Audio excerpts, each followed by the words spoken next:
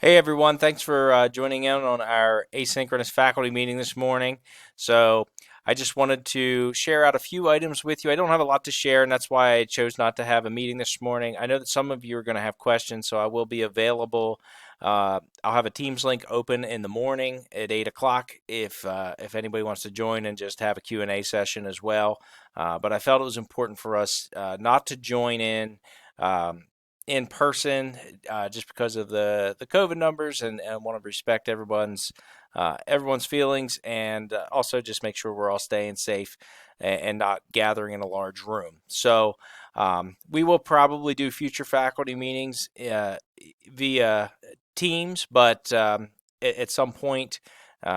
Hopefully we can get ourselves back together in a room again too. So, but with that being said, I want to go over a few things. Wings of Praise, first of all, we had some staff nominations for Wings of Praise. And I want to go over just the numbers. So, what Wings of Praise look like so far this year? So far this year, we've had 18 staff nominations, and we've had 292 student nominations. So, I would really encourage you to nominate one of your colleagues for Wings of Praise because I tell you what, when I get to hand out the little gift certificate or the prize that goes with it, it really goes a long way to show somebody that they're thought of, and the smiles on people's faces are um, truly appreciated. So I'd encourage you to do that, and you're all doing such a great job through all of this crazy time, and with that being said, you all deserve a little bit of recognition.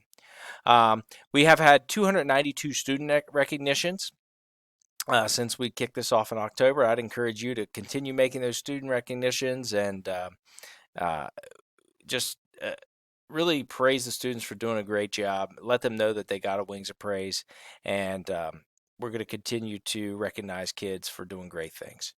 I would want to recognize this week's winner, and that is Matt Davis. So Matt, the reason Matt was nominated was a while back. Matt had stayed um, after hours to meet with a family. They had some concerns, and in the end, to say that the family was upset would be an understatement. But in the end, Matt was able to help them keep their cool, and they felt like they were a welcome member of the South Lebanon community by the end of the meeting. So thanks, Matt, for that and all that you do for our students and our staff here at South Lebanon. It's a great job. And a couple of instructional items that I want to share with you. So you'll see on the list here SLOs. So SLOs, the state just made an announcement. I believe it was the end of last week on Friday, that they are putting a moratorium on SLOs for this year. The evaluation, end of the year 82-1 evaluation, is going to be based solely on the Danielson framework as it was last year. So I just want to review that and talk to you about what that means for you for SLOs. So if you've created an SLO this year, I'd encourage you to keep collecting the data for your own records, because it's always good to have data if it's something you're truly going to use. But please don't test kids just to test kids. Um, SLOs, though, if you've done it as part of your individualized supervision plan or your cooperative supervision plan, then obviously you got to do that because that's part of your responsibility, your educator responsibility. But if you've done it separately, you don't have to do the SLO portion. If you have questions on that, I'm happy to answer that. I do want to talk about Monday, a couple of dates coming up. We've got January 18th is our asynchronous day. This is the snow. This was the first snow makeup day, and the board and Dr. Demenzik have met and have decided to make this an asynchronous student day. So I want to talk to you a little bit about what that means and what that looks like. So an asynchronous day it means that you do not have to get online with kids. All you have to do is provide some work for them, and you do not have to provide 7.5 hours of work for the students. Provide what you feel is an appropriate amount of work for the students, and let them, even if it's assigning things for them to be active and to go exploring, doing some things outside. Be creative with what you're assigning, and just remember, whatever you assign, you have to grade too. So um, keep it keep it manageable for families, especially these kids who might end up these kids who might end up having to do this at a babysitter's house or something like that, or if their brother or sister's watching them, they're not going to be able to have somebody assisting them. So, with that being said, use your best judgment on what's an appropriate amount of work. I want to also talk about data meetings. Data meetings are going to be held that day on the 18th. I'll send out a schedule here next week as the data comes in. And then Monday, January 25th is going to be a professional learning day. That's one of our professional learning days on the calendar. It's 3.25 hours of work in your room time, and it's a Falcon Flex day. So you work in your room for those 3.25 hours, and then the rest of the time is yours. The rest of the day is yours if you've completed your Falcon Flex hours. If you've not completed your Falcon Flex hours, make sure that you have signed up through the Falcon Flex catalog and attend your sessions.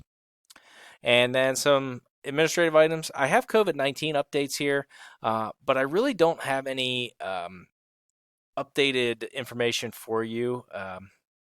Unfortunately, COVID's still here. There haven't been any new orders per se that we need to take a look at since the last set of changes came out. So I did want you to know as well that board meetings are now being live streamed. So if you would like to watch a board meeting, they are available on the live stream. There's going to be another district update in the LGI with Dr. Demensic from 3:45 to 4:45. And I'll put the date in the email. I realized that I did not put the date on here as I'm making this video. So when I email this out with the link, I'll put the date in there. But this is not a mandatory meeting. This is an optional meeting for anybody who would like to attend. And then early dismissals. I just want to talk about early dismissals in case we'd have them.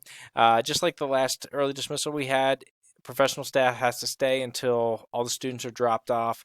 I'm going to do my best to, I'll track the buses on the software that we have. So once they get really close to the garage, or I can see that they're to the bus garage or on their way back to the bus garage, I'll make sure to make an announcement to let you go. And then I just want to talk about snow days. So I've had some questions about snow days and what's the future of snow days. So the last time we had a traditional snow day, and as of now, that's the plan for the district, is to continue to have a traditional snow day. If there's a snow day, we're going to be off. And I know I've had questions about that because we've had computers going home with kids and things like that. So right now, the plan is again to have a snow day as normal. Now, is that subject to change?